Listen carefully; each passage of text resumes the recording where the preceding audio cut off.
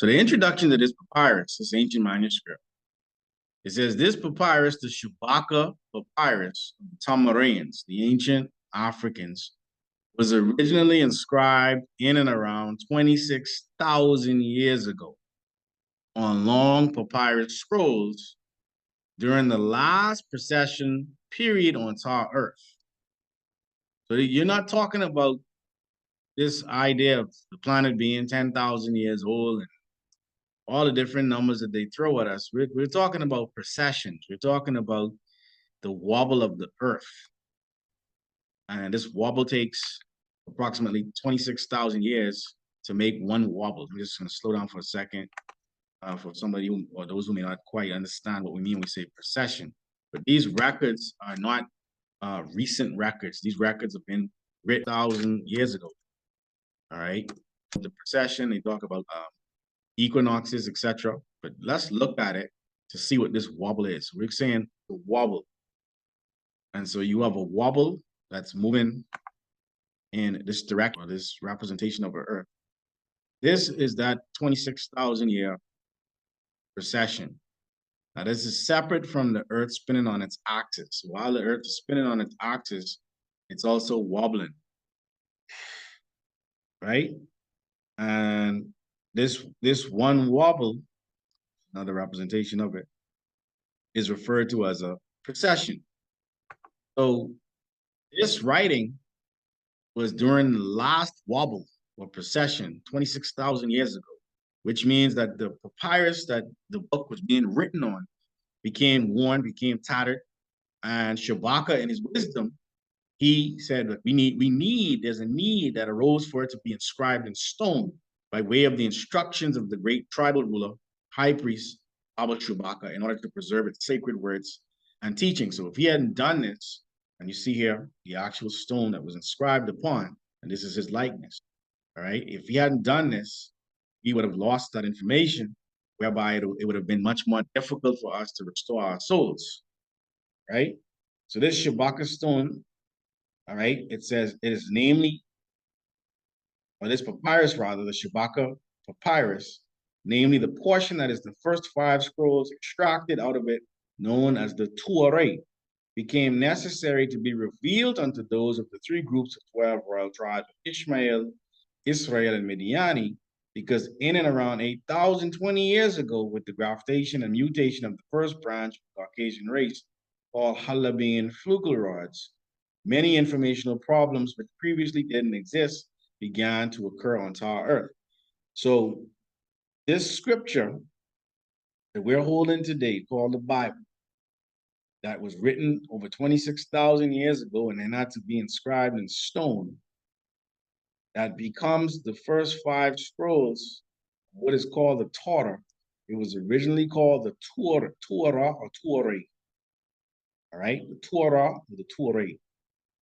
And what this paragraph, which is a very important paragraph in the Bereshith, is teaching us is that before these Halabian Flugelrods, before this graftation and mutation of this first branch of the Caucasian race, there was no need to bring forth, they say it became necessary to be revealed unto this 3 groups of 12 royal tribes because of the many informational problems which previously didn't exist. So someone came along, Halabian Flugelrods, and they begin to interfere with the records that had been in place for many thousands of years before they even existed. They came about 8,020 years ago, and we talking before 26,000 years ago when these records were written. Yes? The informational problems of which we speak began with raids for the purpose of pillaging and raping, which were carried out by the hands of the first set of humanoid melanin recessive beings that would continually utilize a process known as cultural diffusion, both in and out of the land of Europa, launched from the Netherland areas. That's key. Okay, why is that key? I want to know records come out of the Netherlands. Yep, we have some religious. Now they give me records like this, go that way.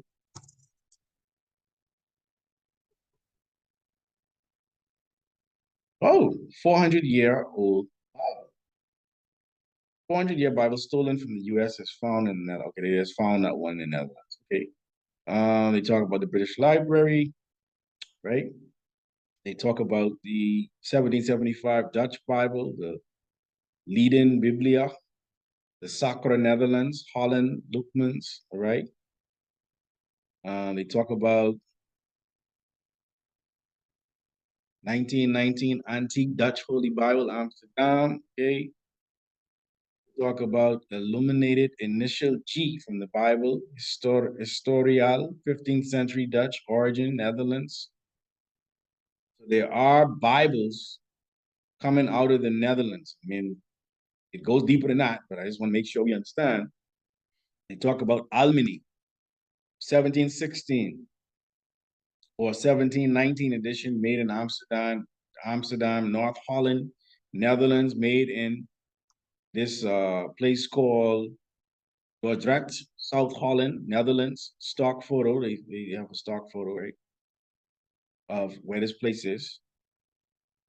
This is, all right, crossing of the Red Sea, History Bible, Old Testament, Genesis to Esther, Netherlands, circa 1440.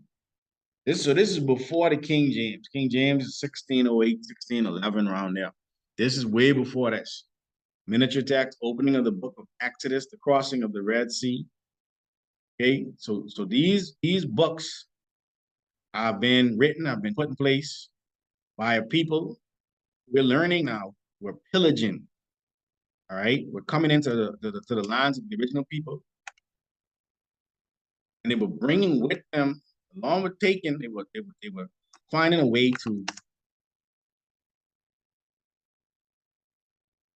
disrupt what they saw was already in place. All right. When we go to the Netherlands and we look up. No, All right, I go ahead, just brother. trying to get a timeline. This was in Attila the Huns, them and thingy, the Huns. I don't know if you Well, know the them. Huns is a part of this timeline, but you're gonna see in the original book, it's really talking about these Vikings, right? And they're pillaging and they're disrupting culture, all right, in order to come back and say that, oh, we civilized these people, all right. But there's something called the Prost Edda. Talk about this in our critical theology with our Basesh.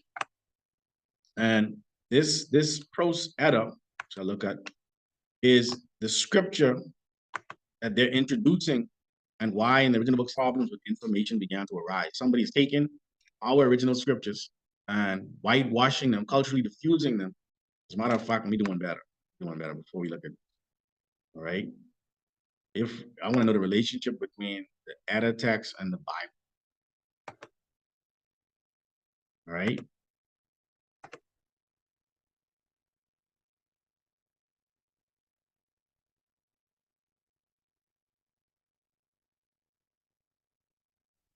Pardon me? Relationship between the Bible and the Edda text. All right, so they have something here called Atlantis, Edda, and Bible. Just here being said before we go into the original books of the Bible. Atlantis, Edda, and Bible, 200,000 years of Germanic real culture and the secrets of the Holy Scriptures. Okay, this is 15 pounds, they say. So this is a book that from my reading says that it's outlining some things that we're discussing today. Let me go back. Okay, so 200,000 years of Germanic culture. Interesting. And excuse me, let me go to what they call all of the links. Edda and Oral Christianity, apocryphal leaves. See what this is talking about. Understand that this gateway is open. People are now going to be coming to learn more about, explain what I was for so long that the original scriptures. But they say Edda and Oral Christianity, apocryphal leaves of the early medieval story world of the North. In the performance of Christian and pagan story worlds, none canonical, or it wasn't a part of the law or the church law, chapters of the history of Nordic medieval literature. So these Nordic people are coming up in this discussion again. This article argues that both this world and the other world are presented as real places in the Fernald Sogur construction of different worlds, and to indicate how, when, and why borders between worlds are created, maintain different worlds that they want us to believe are actually real. By analyzing the landscape and the adventures to the other world in Porstein's Pater Pajamangs, I show that other worlds can be set inside other worlds. So they're creating now spaces for your imagination to get lost in. That's the best way I can say that, right? What is the purpose of the poetic Edda? Edda also comes from an Old Norse word meaning poetry. Purpose and place, source for all myths. So you know this. It serves as a source for all myths of the Norse gods, such as Odin, Thor, and Loki. It also depicts Viking heroes. So there's a link between these Vikings and these Norse records and these Halloween Flugelrods, right? Are the Eddas considered to be the main source of Norse mythology? Edda is a term used to describe two Icelandic manuscripts that were copied down and compiled in the 13th century CE. Together, they are the main sources of Norse mythology and skaldic poetry that relate the religion, cosmogony, and history of Scandinavians. What religion is Poetic Edda? It is a textbook on poetics intended to instruct young poets in the difficult meters of the early Icelandic skalds, or the court poets, and to provide for a Christian age an understanding of the mythological subjects treated or alluded to in early poetry. It consists of a prologue and 3 parts. Okay, so there is a relationship to Christianity and the Edda text, as we're seeing here. They mentioned they provide for this Christian age and understanding. So they're writing for Christians. All right. Is it sacred? After many years of research and piecing together sources, now comes the first known holy text ever presented for the Asatru faith. This is a faith, Asatru. Giving these ancestral accounts in their true epic form, the Asatru Edda is designed as a religious work by and for the men and women of this path. All right, so let's look up the Asatru faith. We're doing this in ASATRU, faith. Correct. It is a religion that revives theism of Northern Europe. The new religious movement began in 1972 when John Bainton and 11 other Icelanders decided to bring back public worship of the Norse gods, goddesses, and land spirits. So this is the 11 plus 1 sons of Ka-Hun bringing forth this religion, they say, of the Norse gods and goddesses. People still worship Asatru. Today, there are between 500 and 1,000 people in Denmark who believe in the old Nordic religion and worship ancient gods. Okay, this is important because as we look then at the original book of the Bible in the Papyrus 2, the Batter Sheath, talking about how these informational problems began. The informational problems which we began with raids for the purpose of pillaging and raping, which were carried out by the hands of the first set of humanoid melanin recessive beings that would continually utilize a process of cultural diffusion. So they're not just raiding, they're using a process of cultural diffusion, right? Both in and out of Europa. Let's just pause, look at cultural diffusion, because this has been used against us now for a very long time. We look at the definition, out and merging of pieces from different cultures. These different cultures all have many diverse types of food, clothing, and even languages that people love and enjoy every day. So this is what they call a melting pot. This is what you see in America and in Western worlds today, where everybody's supposed to just be in a melting pot. It's really cultural diffusion. It's an example of cultural diffusion. Cultural diffusion has to do with how the many different parts of culture are adopted other cultures. Example of cultural diffusion would be the widespread adoption of the use, they say, of cell phone and often smartphone across many different countries and cultures. So that's a shrewd way of defining it. But what the Canaanite has done is they've made their so-called culture universal in the same way that, say, we see a cell phone. Everybody needs a phone, so everybody can use a phone across cultures, right? European universalism. And remember, Annie talked about this in her book, Kirubu. All right, and let's see if we can pull some quotes. You had a question? Have some people just joining. Okay. All right. Marimba Ani makes a point of pointing this out in her book, Yorugu. All right. Let me just see if I can find what she is saying on universalism. All right.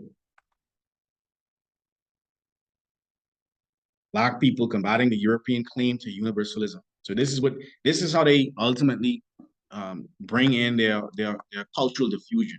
All right. This reality of universalism. All right. The architect said this is fundamentally wrong. The African European nation of the same nature. Any differences are shallow physical race, as most understand it today, is merely a tribal construct. It is flawed assumption, is the basis for your beliefs, and every conclusion that follows from it will also be flawed. Okay, so it says there's nothing enlightened about the modernity of the Europeans. European tradition is very different from African tradition in every way. In fact, Europe would not even be modernized if not for the contributions, inventions, and discoveries of Africa. European ways are so enlightened. Why are their light ways driving the planet into a perpetual ruin? How do you hear with that?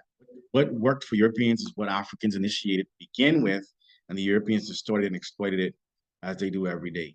The Europeans that put the emphasis on race to begin with. Now you want to cry foul because of the blowback. All right. So these are just comments on universalism. Right. I want to read all the comments. Let's go back. All right. Fine. As opposed to one and book for the sake of us understanding cultural diffusion. Right. Anthropologist, an African studies scholar, and our pieces of the puzzle, which feels like, my goodness, that was last year, Rugel, an African-centered critique of European cultural thought and behavior.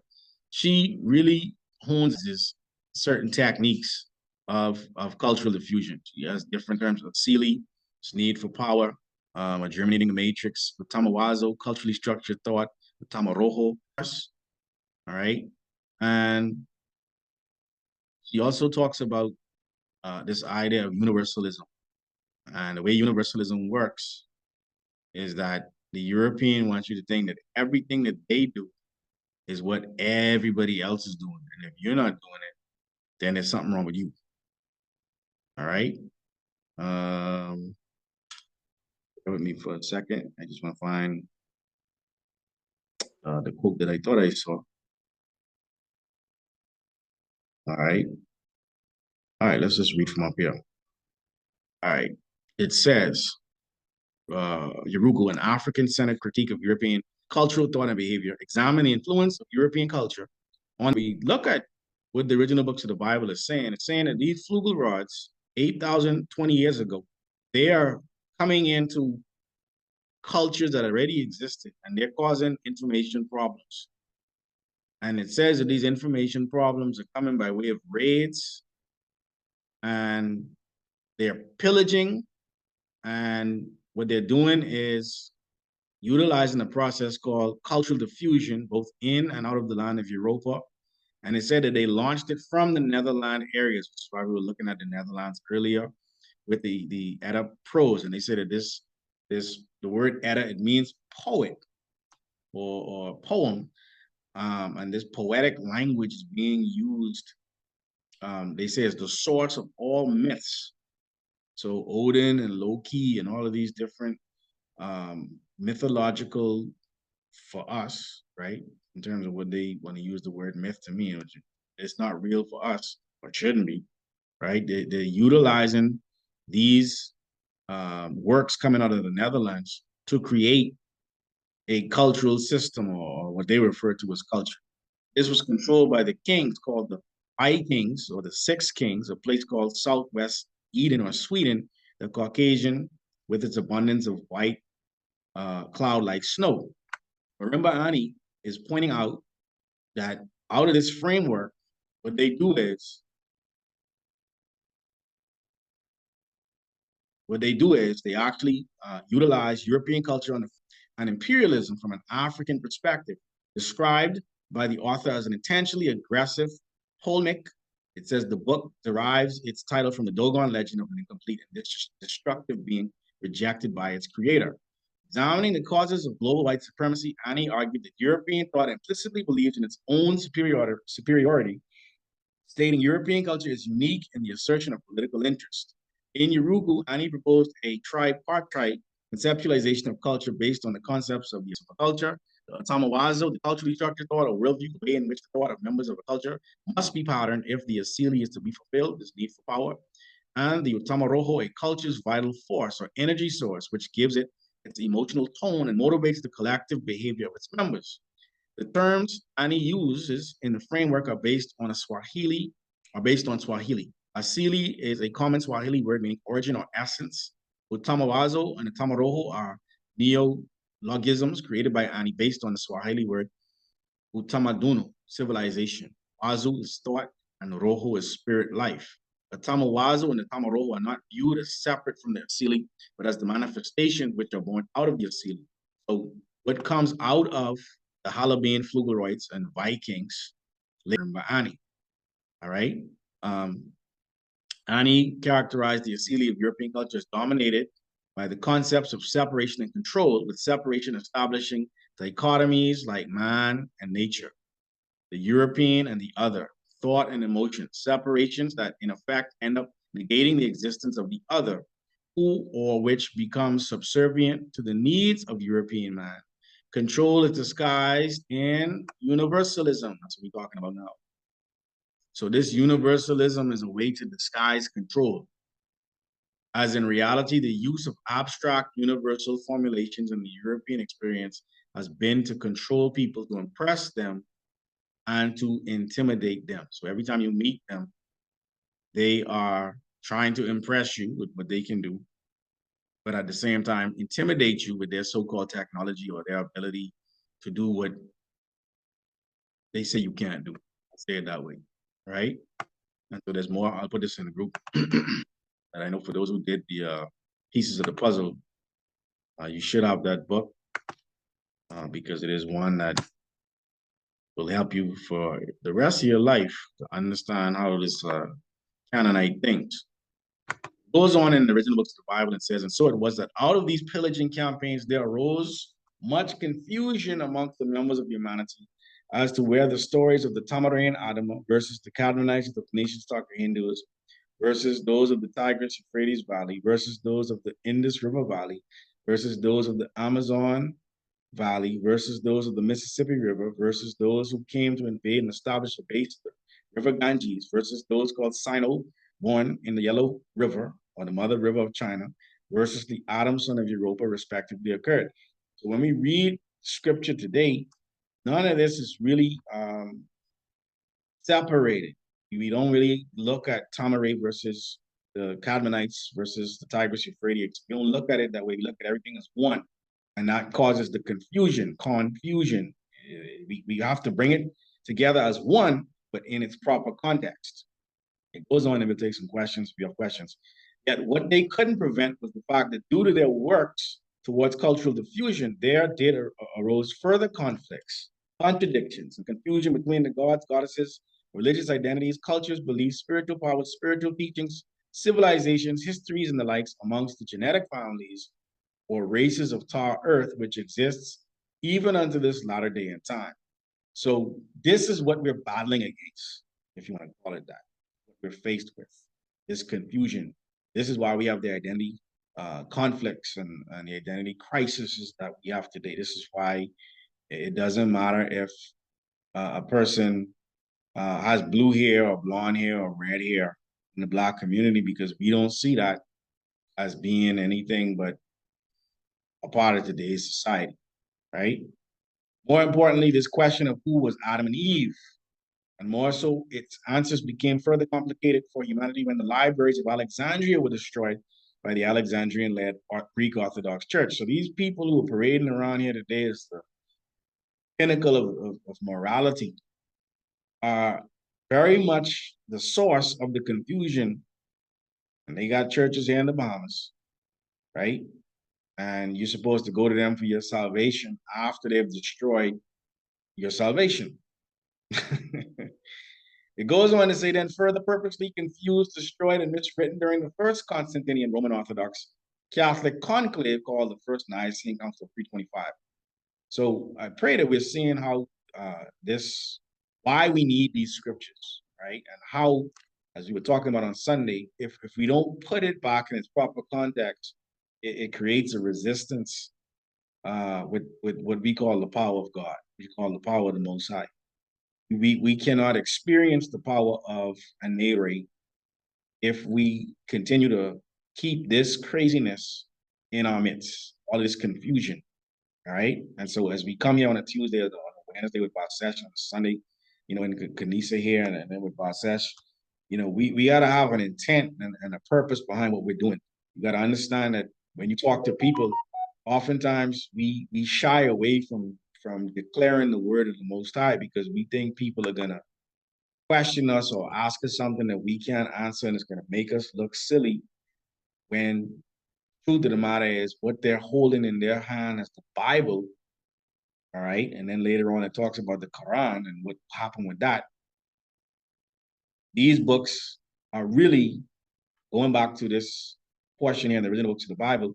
It is the outgrowth of this group called the Halabine Flugelrods. Right? Any questions so far before we continue? All right. So and if you do, just put up your hand, right? Further on, though, it speaks about this reality of, it says, and then further on, it was watered down and fictionalized by the decree of the King James Anglican Orthodox Church, on down to the Pale Arab Emirate infiltration and amalgamation to formulate their Indo-Aryan influence the Pale Arab Emirate controlled Quran. So this is a bleaching project by Leviathan. Leviathan, spoken about in the book of Job 41. Their aim is to bleach everything. So if they can bleach your scriptures, then ultimately they bleach your spirituality, they bleach your emotions, and then you begin to bleach your physical self because you are looking at scripture that does not make any real distinction between so-called races or tribes. And then they give you images along with these scriptures, whereby the brain computer begins to associate whatever picture that's shown to you with the actual scripture as being one and the same. And so this Pale Arab Emirate controlled Quran, which is translated in Lahore, Pakistan, by way of the Hindi Urdu language. So if we just pause for a second and let's look at where Lahore, Pakistan is. All right, because we've gone through. If you go to book 12 or scroll 12 and Adashith, you'll see that there's an actual Hindu influence on monotheism. As a teaching church, you want to make sure that everybody is aware of where Lahore, Pakistan is. There's a couple of perspectives, right?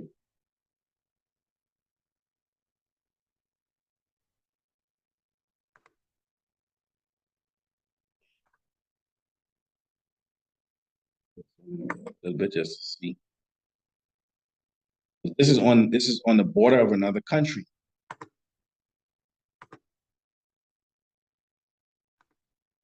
In order for us to really grasp what Basesh is trying his best to teach us,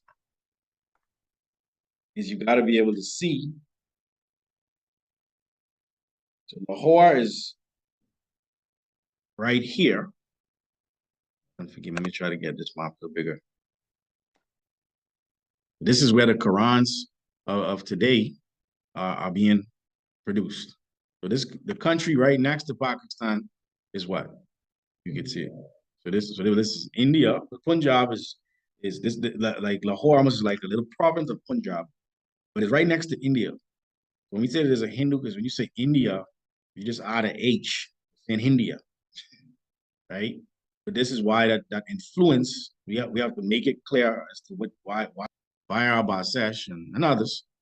This is where the Qurans are being translated, and this is why it's saying that Quran has this Hindi Urdu language and is under the control of these events were and yet continue to be purposely for the sake of confusion and the promotion of racism, white supremacy merged as if one and the same. So the light shineth in the darkness, but the darkness comprehended it not. Their whole plan is to keep us confused. We stay confused and we'll spend more time arguing with each other about what's not real as opposed to actually doing something about our condition. And that's the state we're in today.